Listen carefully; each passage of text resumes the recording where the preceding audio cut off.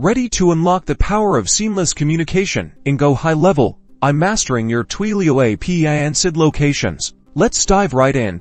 From your Go High Level dashboard, our journey begins in the Settings menu, usually found at the bottom of the left-hand navigation bar. Give that a click. Once inside the settings, look for phone numbers.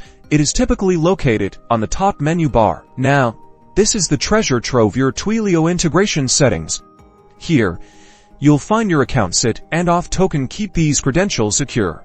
They're the keys to your Go High Level and Twilio connection. Copy each carefully and store it securely. These are sensitive pieces of information, so treat them accordingly. These credentials power your SMS marketing, automated workflows, and all your communication magic within Go High Level, ensuring your messages are sent and received without a hitch. Remember, protect your account SID and Auth token like the crown jewels. Don't share them publicly and regenerate them if you suspect any security compromise. Finally, after any changes, always test your Twilio integration to ensure everything's running smoothly. Send a test SMS or trigger an automated workflow to confirm the connection.